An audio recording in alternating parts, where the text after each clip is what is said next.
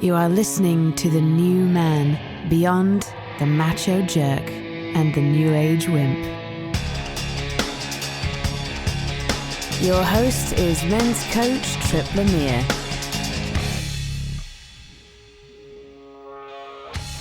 Is your drive to be productive burning you out?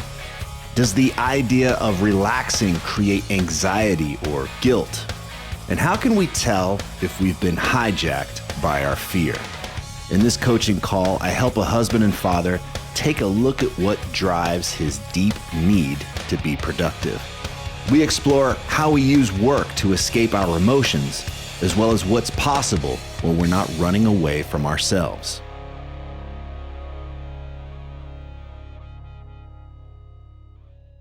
What you're about to hear is an actual coaching call. The person being coached volunteered and gave explicit permission to have our conversation recorded for this podcast.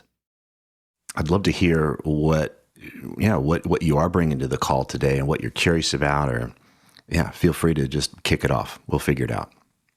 Okay, cool. So, I guess kind of the point of reaching out is, I don't know if this is normal or not, but anyway, so obviously in my life, I have a lot of things going, trying to be productive the best I can. And I think we all try to, reach some level of, for me, I'll just say for me, being efficient in life is important. To not waste time is important to me. And I try to remain as, productive while trying to maintain, personal space from my relationship, myself, my kids, to try to grow. Like, I want to see things moving and growing in all aspects and areas of my life as best as I possibly can. And so, which is something that I enjoy, right? This is what I like to do. It makes me happy. I love seeing the result of hard work. But there's also another side to that coin is there's a cost, right? There's a cost to be like this. And at times I kind of find, I guess, burnout is probably maybe the right word. Mm-hmm. And that burnout usually kind of results in me like, hey, I need to take some time just to, like a Saturday, hey, I get a few things done. Hey, I just need to relax. And usually it's not because I choose to be, relaxed. It's because I'm forced. And I'm just saying, like, sit on the couch, just relax, do something like that. And I don't know, the concept of relaxing it just has a lot of anxiety for me, but I feel it's necessary. That's what I'm saying, is I feel like the state of having a balance is necessary. But there's a lot of, I guess, emotions, feelings that go along with that. No one has anxiety. There's guilt. I feel useless, unproductive, lost potential and time. And I think even maybe there's a little bit of shame involved with it. And so I know it's necessary. And so let me give you an example here. So we have a couple trips planned as a family throughout this year. One of them we went to New York. We took our two kids, me and my wife, and we went to New York. And we're like, hey man, this will be a good, relaxing time. Go somewhere that's fun, hang out.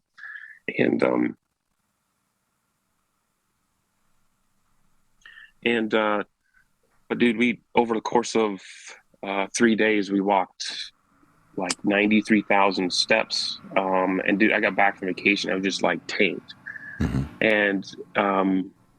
And it's just like everything in my life, I like to be full throttle. I guess because it makes me feel accomplished, but in reality, there's some aspects that I guess the continual push that it's draining. Mm-hmm. And so I'm not sure exactly how to reach this balance of, I want to be productive and useful in my life to those people around me and also to myself. But at the same time, I'm not as productive when I'm at burnout, if that makes sense. Mm-hmm. So for me, I'm looking to explore, number one, how do I remain productive and efficient and not lose time while still having ability to be like recharged, you know? Mm-hmm. What does that look like? And so that's kind of what I'm hoping to explore. Okay. That's great. What do you get after you listen to yourself? If you could imagine that you just listened to yourself as you said all of that, what do you take away? So if I was to step back and listen to myself, I would say, kind of being my own coach here, I would say that I'm trying to accomplish too much too fast. Something like that, that I guess maybe I tell myself to be patient, things are going to work out eventually, things like that. But I have a hard time accepting that, to be honest, because that's just, I mean, I'm patient with things that are outside of my control because frankly, I have no control and I have no other choice. Mm-hmm. But things that are in my control, I want to see motion on those and movement. Right. Mm-hmm. And so I don't know. That's what I'm saying. What does relaxing look like, or what does that balance look like? And I don't understand it right now. Yeah. As you describe your behavior, the first question that comes up for me is, what are you so afraid of?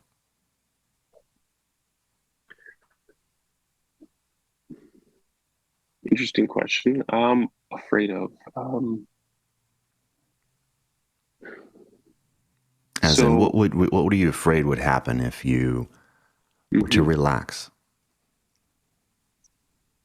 So I don't want to lose any time. So a bulk of my so like, I guess not, nuts and bolts. So I grew up in this super religious group, and actually had started a family. That's found my wife anyway, and we left. And so there's a large section of my life, like first 25 years of my life, that was devoted to something that ultimately didn't serve me. And I feel like there's just been a lot of waste in my life. And I don't want to waste a second of my life. I don't want to waste anything because I've already, like, for me, I feel like there's been choices that have been made. I mean, honestly, I've made choices that have been unproductive, and I don't want to go there again. I don't want to waste that. And dude, this is a dog eat dog world. No one's going to care about you. No one cares. It's up to you to build yourself and grow yourself. And I'm like, if the work is on me, then I'm going to be as efficient and as productive as possible and not waste a minute of my time. And so I guess so in terms of fear that you mentioned, I guess growing up, like, I didn't have a fear of wasting time. Like, I just was what I was, right? But then it's like I get in this world where I have responsibilities, and I'm able to explore who I am as a person. And like, I'm just like, there's so much I want to do, and there's so much I want to accomplish, and I just don't want to hide it. I don't want to hide. And so I guess for me, the fear is I just don't want to hide. That's really it. When you talked about wasting time, the sense that I got was that we could do the right things for the less than healthy reasons. So I can work out 6 hours a day. It's like, wow, that guy's amazing. He's working out all the time. But in my mind, the driver might be, don't be fat. Whatever I'm doing, just don't be fat. Don't be lazy. It can seem noble. to be efficient and to be creative in my life. I love that you have a sense that it has this emotional cost, right? There's this burnout. Mm-hmm. And so the question is, the thing that I'm getting is that there's more of this driver, like the why underneath so many of the actions. I'm not saying it's black and white here, but the why is don't lose. That's just like get up and like, that's the purpose. Don't lose. Don't wait. Don't lose time. Don't lose control. Mm-hmm. Don't give anything else up. And so there's this, even as I'm saying this to you, I'm gripping, got my white knuckled fist here. It's just this really tight experience. Don't lose. Mm-hmm. Does that resonate at all? Or how would you describe it? Yeah. So it is, in a sense, don't lose. And I guess maybe I need to be a little bit more specific here because I'm kind of talking in generalities. Mm-hmm. So let me give you an example. So what does it look like to be productive in my life? So right now, I work as a quality engineer in a manufacturing facility. And there used to be 4 other coworkers of me, and I wanted to advance. I've been in my current type position and kind of growing up in this field for, the last 10 years. And anyway, I've been looking for advancement and things like that. And I presented a plan to my boss's boss and, kind of a vision for the next steps and direction. And she accepted it. And anyway, eventually ended up in my coworkers kind of leaving, and then they promoted me. And so right now I'm doing the work of 4 people.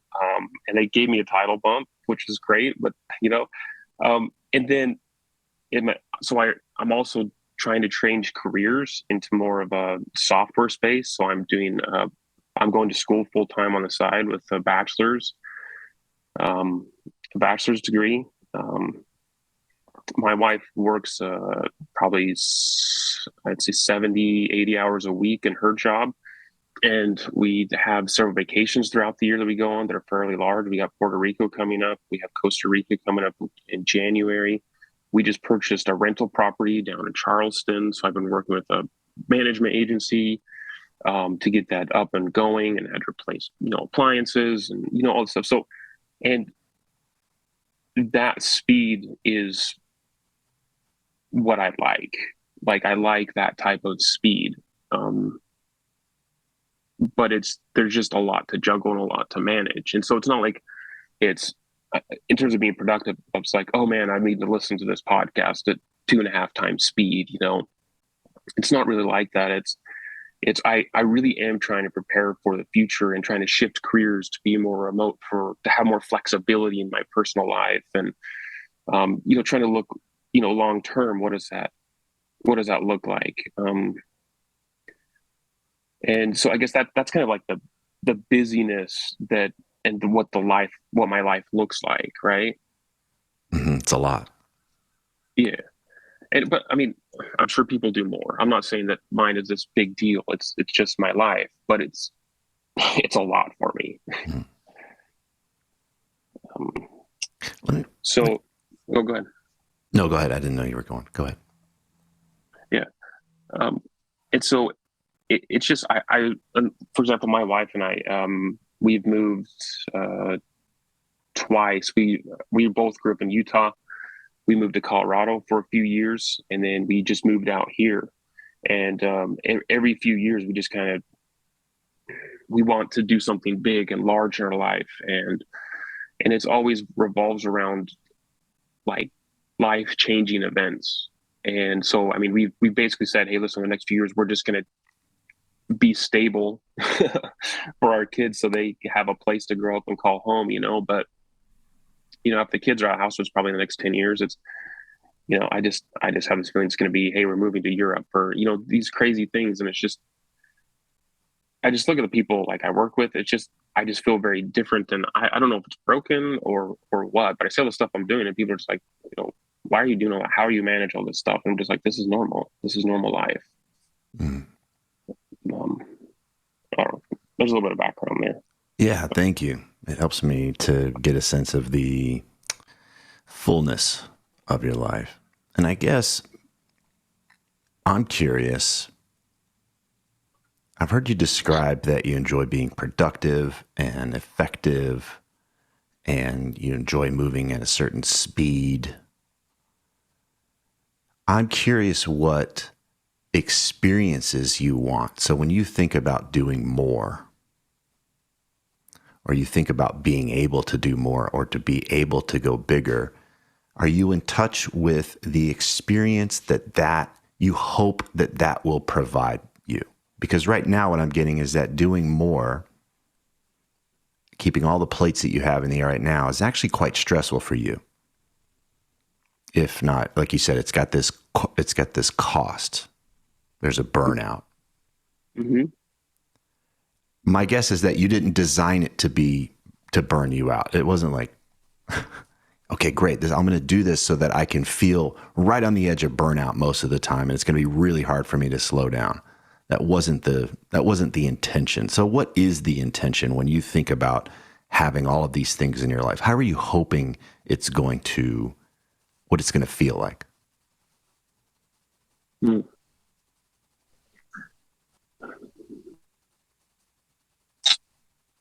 Well, so I know that I can handle a lot all at once. And I don't I don't feel useful if I'm not on the edge of collapse.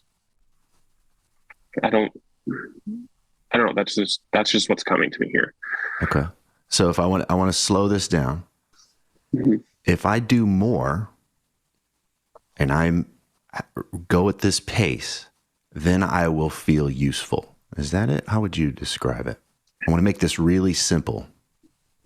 Yeah, that's it. Yeah, to be honest, like I feel like I'm just not like I'm not useful. Like I'm not winning. I'm not contributing. Like I don't know. Like I'm not right. Like I'm not utilizing my potential, if that makes sense. Because like if I know I can do more, and only I know when I can do more, if I know I have more, Mm-hmm. like and I'm always looking for ways, like you know, I'm like, oh, you know what? I probably could fit the certification in for project management in. I literally have a 20-minute drive to work and back. I can fit in all the training material Mm-hmm. during my commute. And if I do that for 6 months, I'll be prepared to take an exam in 6 months. Okay, let's do it. Let's sign up for it. Right. I'm just trying to look for every ounce to utilize my life and potential because I don't. Yeah, and that's the thing is I just don't. Relaxing doesn't seem useful. Right. I don't know the purpose. I don't know the productive purpose of being useful. There's nothing that comes out of that outside of waste. Yeah. Well, if we were to slow down, you're doing great here. If we were to slow down, what I'm getting is that kind of the foundation of when you wake up and start your day is some judgment of I'm not useful. Now, correct me here. I want to help. I want to understand where you start your day, because then it's from that place we're looking out there. Well, then where can I be useful? If I'm missing it here, then where is it outside? I need more is the answer. And I want to help you. I want to understand where you're starting from. Yeah. So like I guess first thing in the morning when I wake up, Well, I'm providing an example but it's more of just the state of mind, the foundation of where you are creating your life, which is currently I'm not blank. I I'm not I don't I don't know if I have an answer for that, to be honest. So like my state of mind is I try not to judge. I try not to judge the feelings that I may have in a moment as like I just want I try so what I do is I try to hone in on something that I want or something that I'm curious about, and I just want to make it happen. And that's really it. Like I see something and I see an opportunity and I want to execute. Mm-hmm. And that's and it I don't like I'm just really curious to know and to understand. And I mean, maybe behind this, it's if I'm not, because to be honest, some of the days, there are some days where, like on a Saturday or Sunday, like Sunday, when I don't have work going on, or maybe it's raining outside, so I can't go biking or jogging, or, it's something like that. Like, dude, I get in this state. It's just like, I go stir crazy because I'm not producing and I'm not being productive and I can't create and explore and understand. And Yeah, that's great. Well, let's play with that. yeah. Let's imagine that for whatever reason, this is a magical exercise here, but you were going to have to sit on your ass and do nothing and be productive for 2 weeks. Describe what you imagine that would be like.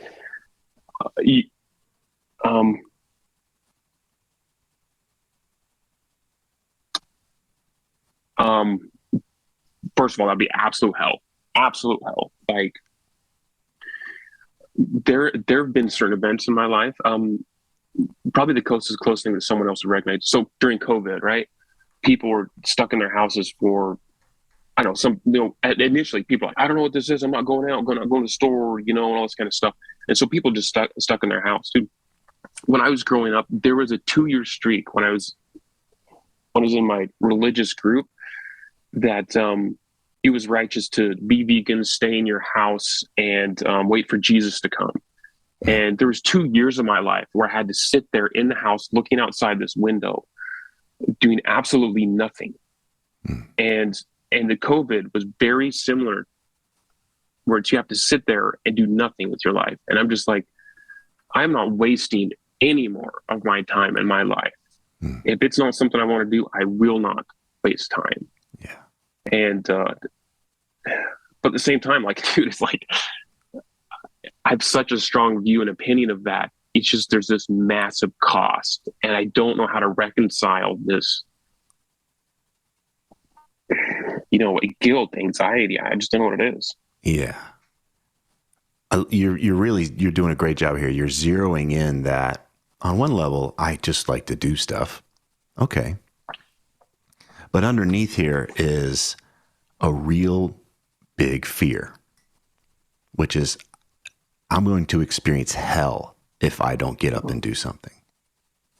Hell was what you described it as. Yeah. Yeah. And not like like, it's just like, it's like I just go stir crazy and I start having thoughts that they're just not real. It's like I feel like my mind plays tricks on me.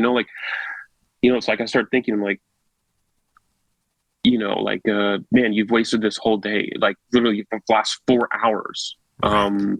You're just doing nothing. Like when I get to the end of the day, I'm like, what did I accomplish? What did I do? And it's just I don't have anything, and it frustrates me.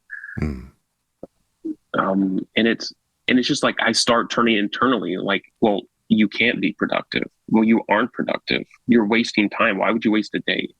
Right. And so it's like this, you just turn on yourself. Yeah, I see this loop, right? Which is I have to be productive because it's so painful to not be productive. But then in the process of chasing that productivity, as you say, I drive myself into the ground. Correct. Mm-hmm. Yeah.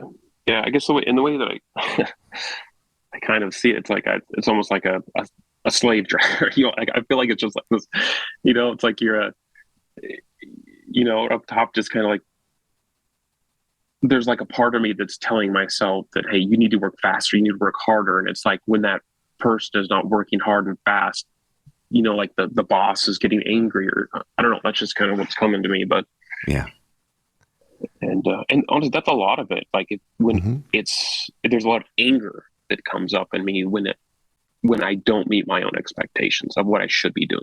Right. Right. And do you think that these feelings are a product of not doing anything? That's choice one. Or these feelings are always there, and the remedy to escape them is to do something. Does that make sense? Yep, I think option two. Yeah, I think absolutely option two. It's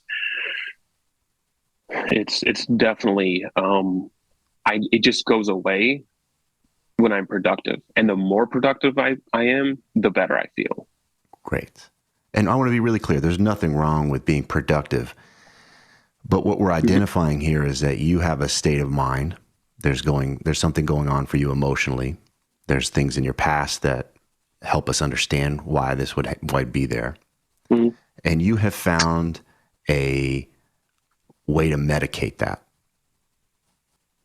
And it could have been drugs. It could have been sex. It could have been all kinds of things. But in this case, it's being productive. Being productive gives you temporary relief until you wake up again and it's time to get going. Is that sound like we're describing it? Yeah, no, I 100% agree that the noise stops when I'm productive. Okay. Absolutely. All right. You said you have children? Yeah, yeah. Got an 8 and a 10-year-old. Yeah. Okay, great. And when they, come to you with a problem, and sometimes kids can be Mm-hmm. kind of grandiose about what the problem is. Mm-hmm. Do you believe the grandiosity of their description? It's not to say they don't have a problem, but do you believe that the grandiosity, like there's a monster under the bed? Do you really believe, oh shit, we have a monster under the bed, I better go get the shotgun? Or what do you? um, this happened a few weeks ago. I wake him. He sent me a message on his watch. He's like, Dad, you gotta come in. You gotta come in here right now. There's something under my bed. I'm like, serious? He's like, yeah. So I'm like, okay. So I come in there, and so I'm like, dude, there's nothing under your bed. So I go in there. I look under the bed. I'm like, hey, look down here. There's nothing. I grab everything out under the bed. I'm like, hey, there's nothing there. Hmm. He's like, are you sure? You're sure? I'm like, yeah. He's like, you can look down there. There's nothing. And it kind of ended after that. But Okay. so yeah, I guess I go in there and I try to solve the problem, I guess. Yeah. Well, the point being is that you didn't go along with the initial, there's a monster under the bed. You didn't get hijacked by that. There's Sure. a problem. Let me see if I can help out. Let me see if I can help my son. He's scared. Let me help him out. I can be sympathetic to him. I can be compassionate. But that doesn't mean that I have to get lost on the ride with him. And I bring this up because this is happening within your mind. These emotions are getting activated. They've created some scenario that's really uncomfortable for you, and you are hijacked by it. And there's a process called internal family systems.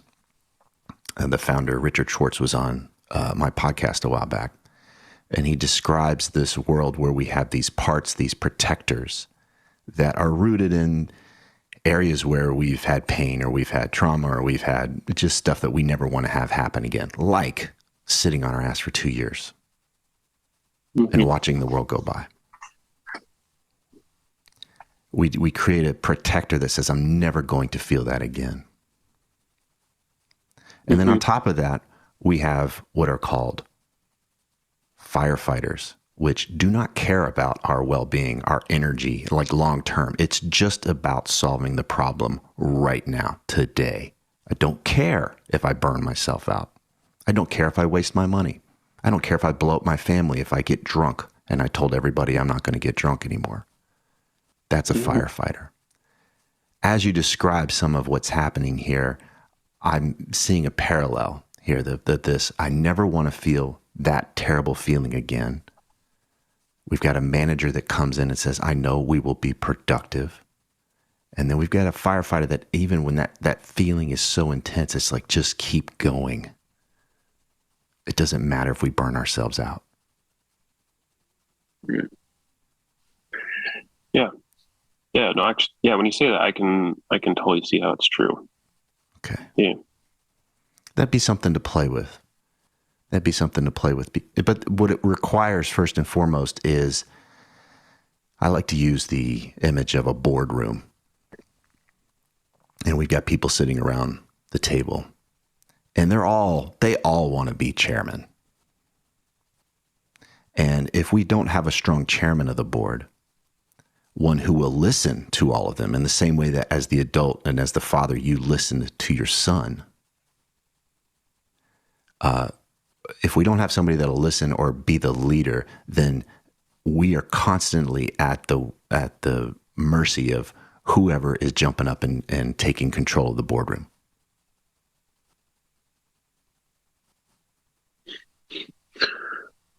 Yeah, I can see that. What it requires is to slow down, if possible, and say, is it really true? Feeling this way would be that bad right now if I need to relax, or just being willing to challenge, just a willingness to interrupt whatever that pattern is that drives you and burns you out. But right now, it's just allowed to. Like right now, it just runs. It comes in and says, go, and you go. Mm-hmm. Does that, I want to make sure I'm getting it. I'm not missing anything. So correct me where I'm missing it. Yeah. I guess now that you're saying it, I think subconsciously, I get, or conscious, I don't know what, it's just, I absolutely do have right now, I guess you kind of said the boardroom example. And I guess for me, it's just kind of like with anybody or any situation, like I'm willing to listen. Honestly, I'm willing to create space. Like for example, there's a board member, kind of, we're speaking metaphorically here. There's a board member that wants something or, has an idea. I'm all ears, to be honest. Like I'm open for new possibilities. I love change. I love improvement, man. I love new things. That's just where I'm at. And I guess maybe I'm only accepting suggestions that produce like something tangible. And I don't know. I'm trying to just kind of think through it here, but is that the back to being useful? Yeah, right. Mm-hmm. Right. I'm curious. Are you willing to play with this just a little bit? Yeah, sure. Okay. Are you aware of that part of you that is really committed to being useful? That is like, how am I going to be useful today? How am I going to be, get a win? How am I going to be, create some kind of contribution? Are you aware of that part of you and right now? Yeah, absolutely. Mm-hmm. Okay. And do you have a sense of where it might be in your body? Like, does it have a sensation in your body? A tension? I guess if I was to say it resonates like a portion, like when I think about that type, it is all like front of my head. Okay. Like it's straight logic. It's, strategy. That's where I'm at, dude. I work in manufacturing, and the way I run my life and the way that manufacturing and corporate world runs, dude, it just chimes together. Mm-hmm. Sure. Be productive, be useful. Mm-hmm. I love that. Yeah. How do you feel towards this part of you that is so committed to being useful and so committed to contributing and doing something tangible with your day? How do you feel towards it right now? Um, dude, it's in some ways, I mean, I hate to say it, but in a lot of ways, it's,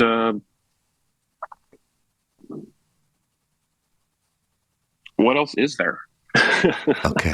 I hate to say it, but Yeah. I mean, dude, at the end of the day, um, having thoughts and feelings doesn't put food on the table. Having thoughts and feelings doesn't put a roof over my head or my kids in school or gas in my car. Mm-hmm. You know, it's Mm-hmm. freaking, like I said, it's dog eat dog out there. And if you don't put out, no one cares. Right. So it sounds like for this part of you, there's really a lot at stake. There's a lot of danger. Get after it. Yeah, well, to me, in some ways, there is a survivability aspect to it. You know, and so it's just like, if you're relaxing, are you surviving? You know, survivability and relaxing, are they in the same category? And to me, I probably not. There we go. Right. Like, I can't take a break. This saber-toothed tiger is going to come get me. Like that. That has that primitive. Is it similar to that? Like, I'm on the run. I can't take a break. I think so. I mean, I hate to say it. It sounds naive to be honest. You know, it sounds quite naive, but How about for the sake of like that would be, if we were to consider for this part of you though, that is its perspective. It's not all of you, but to that part of you, that is reality. It is that absolutely. dire. No, it is. Seriously, it is that way. And that's the way I think about, for example, you know, buying you know, house or rental house. Because for me, it's like, hey, listen, I don't know what's going to happen in my future. There's a lot that's unknown, and I'm going to secure additional ways of income. My job, I have no idea what the future holds. I'm going to pursue an alternate career with, you know, like I'm setting in place certain, you know, backup plans or securities, because I like, dude, there's no one's got your back. Right. And it's up to you. It's on you, dude. That's it. Mm-hmm. And does that, no one's got your back? As you said that, I imagine there was probably a time in your life when you talk about this religious upbringing that you were supported. There was a belief that you would be held and cared for. Is that part of? I don't know what that was like for you. Oh, that's a good question. So I think with any, religious group in general, concepts of being unified or, you know, the same mind, or, you know, things like that, I think are fairly common. In this particular group, it was. So it was very society driven, but also there's a lot of politics and junk like that. But I guess my question is more, were you like, hey, if we just believe, we'll be taken care of? Yeah. So, and that was part of the. Okay. There is that aspect of it, but, and maybe that's some of it, to be honest. I'm not. To be honest, I'm not very religious anymore. Yeah. And it's just, dude, no one's got your back. No one's got your back, and you have to take yourself. Yeah. Was there a time where you felt like your back was, somebody did have your back? When was that? Yeah, sure. Honestly, I think all growing up, like, honestly, I still have a relationship with my family and things like that. And like, let's say, I don't know, I go bankrupt. If I called up my dad and be like, "Hey, Dad, can you spot me $5,000 or whatever?" He'd probably say, "Cool, no problem." So I mean, it's not like there's nothing. It's just I don't want to. Like, I want to be me and only me, and I want to have other people's back. I don't, you know, like I'm just not that person. Okay. So they're not really at risk. There's not this really survival, but it is more of, hey, I this is where I want to live. This is how I want to live. I knew if it really came down to it, I would be supported, but that's not really, I don't really want to have that option. Yeah, correct. Yeah, and I don't want to do it, and there's probably some shame, with that way, like I mean, I'm the only person that's not living in Utah out of my family and my wife's family. Like we're on our own. Like Mm-hmm. we're out here, Mm-hmm. and like it's just us. Like we're very different than either one of our families, and I mean, if you're in the woods, you got to chop wood to make fire and houses. I don't know what to say. That's the way of it. Yeah. Well, let's come back to that thinking if you're open to it, which is what Yeah. would happen if you didn't really drive yourself as hard as this part wants you to? What would happen if you didn't push yourself?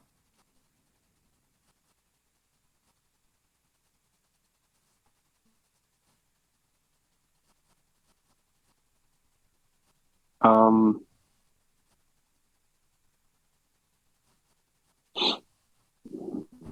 I just I've never known anything. I mean, I don't. I just don't think it would be good. I Okay. don't. I don't know what would happen, but I just like so much noise, and I feel like I'm creating a catch-22 here. Like I feel like I'm saying I need this, but I absolutely can't. I need this, but I can't. Or I mean, really, what could I? Okay, let's think about what we could do. What are some actions we could take here? I could number one. Um, Well, I want to press pause. Let's press pause. okay.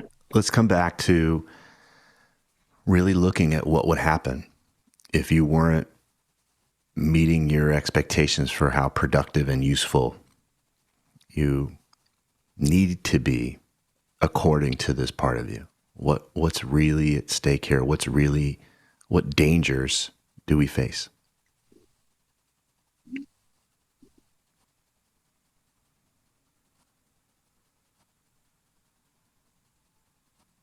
It's it's it's literally it's just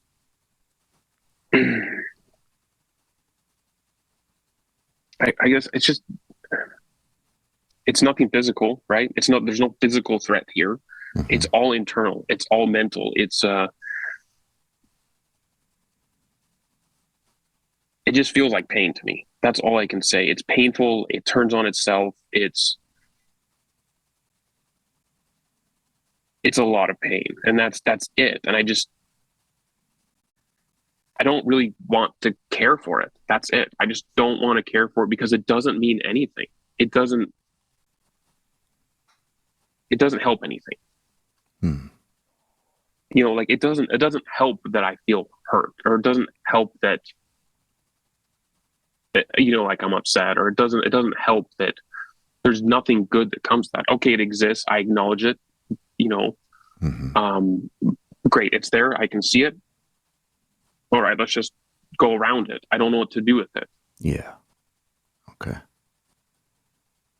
You're doing great. This is really helpful because if we think about how much of your energy and your time is spent on avoiding this danger, and then when we take a look at what the danger is, we're realizing that there's not really a lot at stake for you physically, right? There's some nets Mm-hmm. here and there, but really what you're saying is that there's just a lot of fucking pain, and let's just keep going. Let's just keep going around it.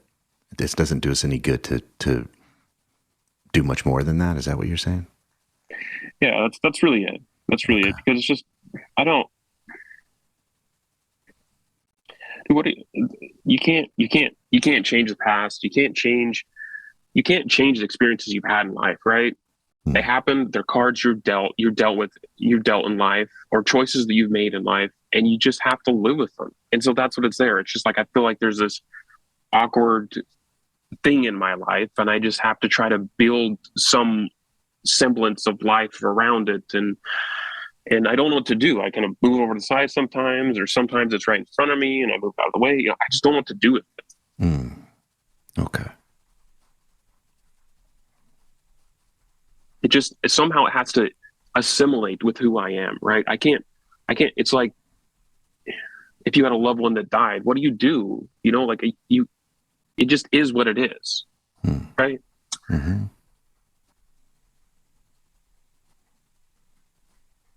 How are you feeling right now? What are you noticing? What you actually feel right now? Yeah. I guess number one, I think it's the conclusions that we've come to here is that the productivity is a reaction to avoiding pain, and I guess identifying the pain as it's weirdly I don't know, as an object or a thing to be noticed is helpful. Is it helpful? It's helpful in the sense that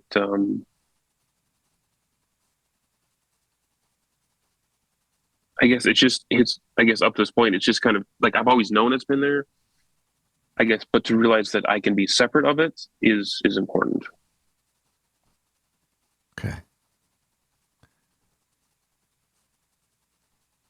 You came into this call.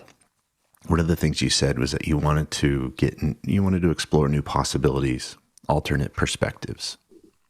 Mm-hmm. And one of the things you just said was there's nothing that can really be done about this pain. Mm-hmm. What if that wasn't true?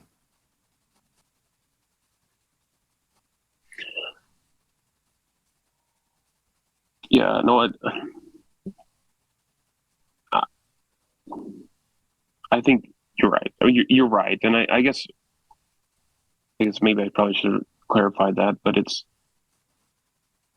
not it's not going away, right? It's just it's how do I react to it? What is my response to it that that has to change or that is able to change? Okay. I think that what you said when you were talking about how there's really nothing to do, like that helpless feeling, I think that was true for you from that perspective. I can relate to that. Like on my own, I'm alone here. Nobody's going to do this for me. There's a sense here that I can't be helped. I have to this is it. I just have to keep running. And so the alternate perspective here might be, well, what might it look like to be helped? Yeah. Yeah, for sure. And I guess I don't know what it would, to be honest, I don't know what that looks like tangibly, or, to be helped, or, um, but in terms of myself and what I can do, I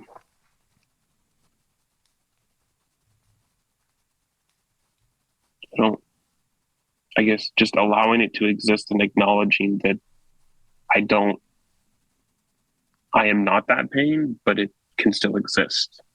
And I can feel it, and I can know it's there, but I am maybe not defined, or that there can be some distance there, or I can move it and do whatever I want with it. I don't.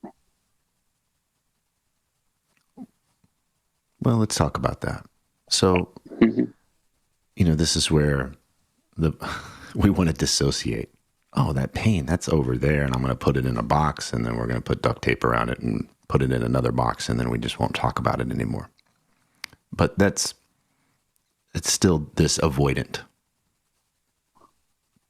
perspective. I'll just get better at avoiding this pain. So productivity has been my method of trying to avoid this pain. And what if it's not about trying to avoid it anymore?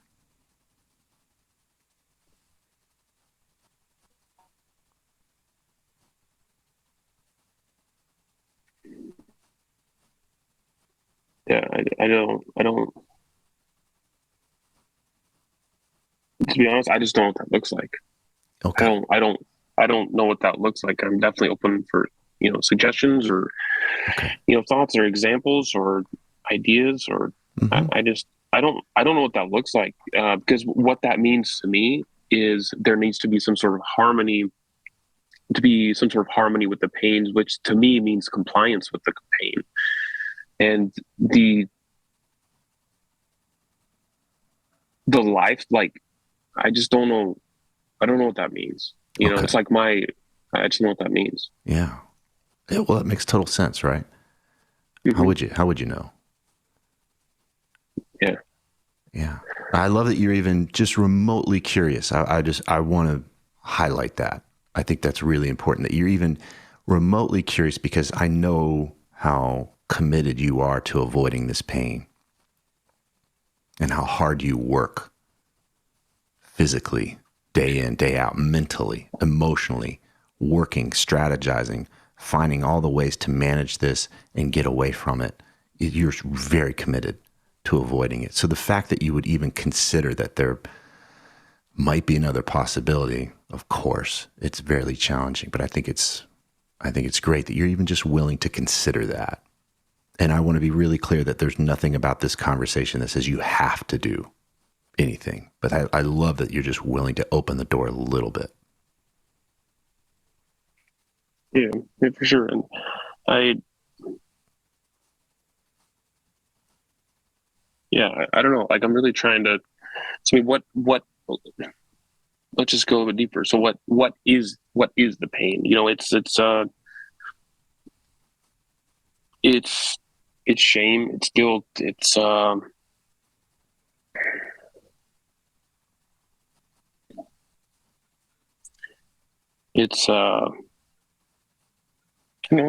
just hurt. That's just what it is. It's just like it's deceit. It's someone took my freedom, someone took my passion, someone, that's what it is. Like, I just feel robbed, in some ways. That's what it is. It's like you just been robbed. And it's just like, what do you do with that? Someone comes to your house and they open your safe and they take your things, they run away. What do you do with that? Mm-hmm. Well, it just happened. That's just what it is. Okay, better luck next time. And so it's like, what do you do with that? And from where you sit right now, it doesn't occur to you, and why would it, right, that there's anything you can do with that. So just move on. That's what I'm hearing. Let's just keep moving on. Right. Because I can't go back in time, right? I mean, what do you do? And so for me, it's like, it's funny. This is my job, actually. I work in manufacturing quality, and it is my job. So quality is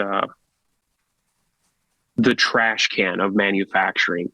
All the defects, non-conformances, they fall in my lap, and it is my job to come up with a corrective and preventative action to prevent this ever from occurring again. Right. Wow. I actually am.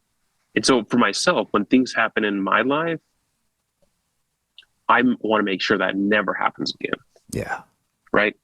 I make sure that will never happen again. Mm-hmm. And as you know, I'm fairly effective at my job. So, what a beautiful parallel. That is, your profession is to make sure this doesn't happen again, and then also whether you realize it or not, the purpose of your life is to make sure you never feel robbed again. Yeah. If we were to look at your choices, the purpose behind a majority of your choices, the purpose is to make sure this never happens again. You never have to feel this way again. Yeah. But there's also other aspects to it too. There's a lot of things in my life that I want and I want to create and become. And like I said, a lot of it's changing over to a new career and going to school. And it seems really dumb to get a second bachelor's degree, but I enjoy it and I like it. And, right. And so I think a lot of it is just trying to, again, I don't know if it's just trying to create something new to mask it, but, it's not, my life isn't entirely based around trying to hide or trying to mask those feelings. Cause there is a lot of it that is based in creativity and like trying to develop your life around your passions, if that makes sense. Okay, good. I'm glad to hear that. Well, let's come back to, because right now there's a belief, there's an idea that really has a lot of power, which is there's nothing that can be done with this pain. So the only option I have is to make sure it doesn't happen again and then do what I can to avoid feeling it, to manage it. And but the linchpin here is there's nothing I can do. I don't know what it looks like. Something like that. Is that correct? Yeah, correct. Yeah. Okay. All right. What if that wasn't true?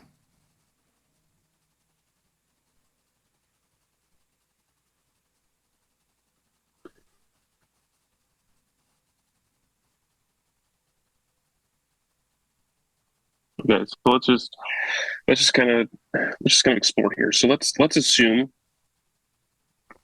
that the pain was gone, or maybe it was present and not a driving factor, right? So if that was the case, what would change? I guess what I would feel was I would feel less pressure. I would feel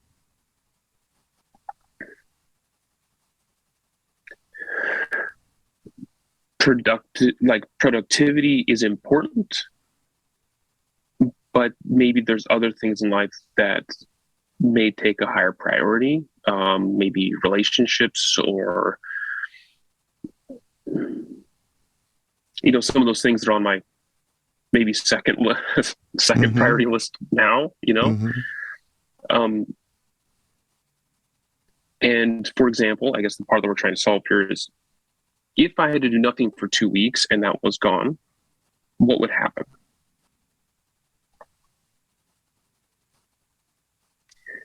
If that was gone, what is left? The only thing left is curiosity and creativity for me. And I guess I would figure things out, which would be okay.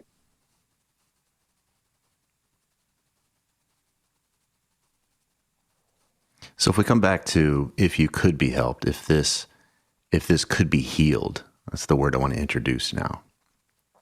If this could be healed, this pain, this injury, the injury that came from being robbed, you're starting to imagine what life could be like, what you would keep or how it might feel a little differently, what might get prioritized or reprioritized. But we're coming back to this idea that what if it was possible to heal this pain? And I wonder if there's anything that's like, no, I need to hold on to it. Do you sense any of that? Yeah. Okay. Yeah. Fear of unknown, right? Also, it's a power, to be honest. There's a lot in our culture that is built around results. Specifically in my current role, the only thing that matters is results, right? As I think as most managers, results are paramount and retention is second. And so I have hesitancies to let go of that because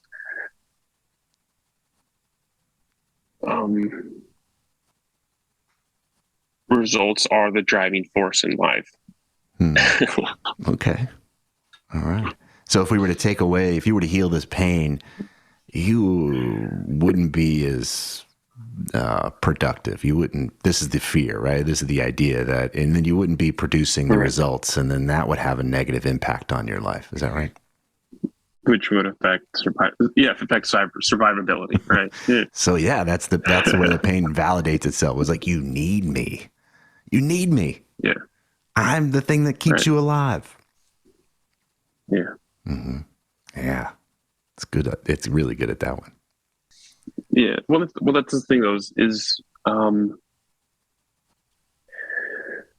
I've talked to, a few other people and stuff that have had similar experiences where they would be a part of some sort of group, whether religious or not, and kind of explored their general outlook on life. And it's actually very similar. There's a lot of people that feel like they are the only thing they have in life is to be productive and push themselves to the point of almost failure, and that's where they're fine. And so it's I totally understand it, and it's just honestly it gets confusing. It gets very confusing because it's like culture and society also rewards those who produce the most results, and so it's a very helpful negative. Well, let's tease something apart here, which is without the pain, without this dynamic that you have with your pain, you would not produce results. Like it's binary when it's presented this way. Yeah, perhaps that's a limiting belief on my part. Right? Well, it's good to lay it out there, right? Like we can start to see, like, oh, right. The only reason why I'm productive is because I'm in pain. Right. That's it. Otherwise, I'd just be on the couch all day. That's probably not.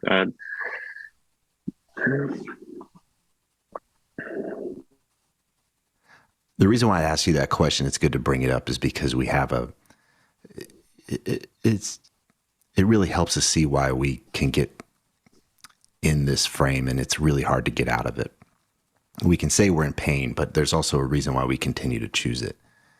And there's probably more here to explore around that. But I want you to see what we're doing here is just kind of helping you get some distance from it, not to dissociate, but just so you can see this dynamic instead of be in it. Right. I was in this dynamic for many years. I couldn't imagine any other life without that pain. I couldn't imagine how anybody could help me. The grief that I felt from losing my mother to suicide, this shame of her being a quitter, of her abandoning, it was just too fucking much. I didn't want to see it. I didn't want to feel it. And it was a cancer. It weakened me at every fucking corner of my life. It killed my ability to be intimate with people. And frankly, it kept me stupid. My life was a box. I thought I was being creative. I was just really good at outrunning it. I thought I was. And I understood it. I'd had therapy for 1.5 years, and it was like getting a master's degree, and okay, I understand it now. But I didn't feel it. I didn't experience it. Mm-hmm.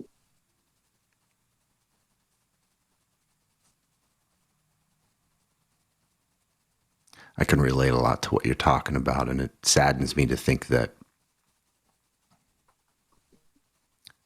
just how many, it's one of the reasons why I got into this work, is that there's so many of us that are out there struggling with this shit, some version of it. And it's not about comparisons. Well, that guy's is worse than mine, or so I shouldn't really do this, or what, it's just bullshit. We've got a version of this. Mm-hmm. But I too was in the same place of like, well, I'm going to lose my edge. I started a company at 22 years old, and it's the thing that makes me this and that. And I was attached to that shit. And the reality is that I'm far more powerful now. It's not even comparable.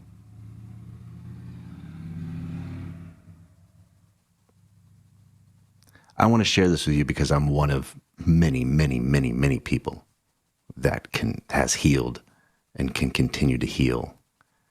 And if anything, I want to disrupt this idea or this belief that you have that it's just not possible.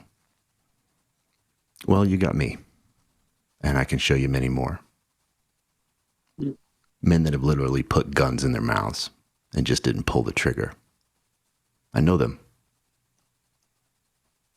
They've healed.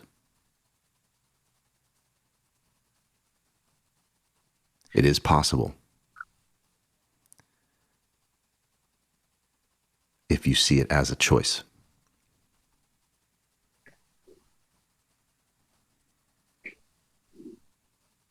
Yeah. You're so not alone. You're not alone in this.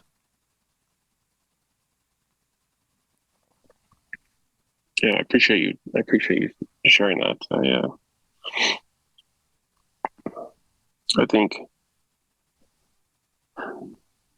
it's just really frankly, avoidance. The state where I'm at, and I think to me that's one of the most powerful things of coaching is just awareness, and I think that's really what's come to light throughout our conversation is just the awareness of the play between different aspects related to the pain, and what effect and control and honestly benefits, but also the negatives that it has on my life.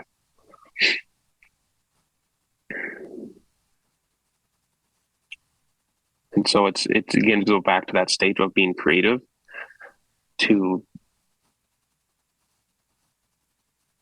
explore what it's like to heal from that.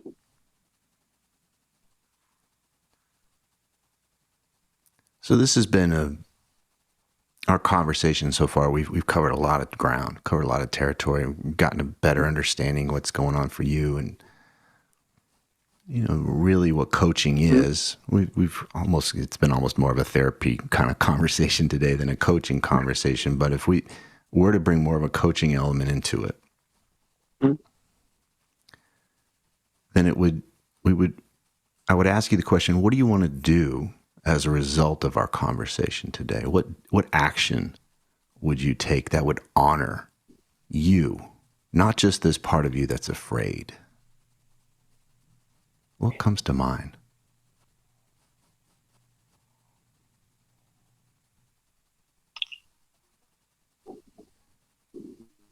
The only thing that's coming to mind here is approaching it from a different aspect of avoidance and to different, my approach is instead of avoidance to a perspective of understanding. Understanding what it would take, what it would take to, what does it look like, to be in a place where this isn't, a contributing factor to my productivity. What would it be like to not have that, to explore those possibilities, or maybe when I feel that pain, is there a different perspective I can take on it? So for me, it's the action is really about trying to be aware when it's occurring, and can I look at it differently? It's just trying to be curious about it. I don't know what else to do at this point, in terms of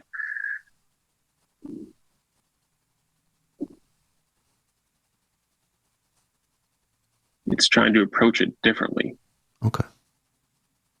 So it's a little vague, but I hear that part of like, well, this isn't working as well as I'd like it to. So maybe if I approached it differently, and have more awareness around this, instead of just letting it kind of run, that might be helpful. Is that what you're saying? Yeah, and it is vague because I'm trying to think.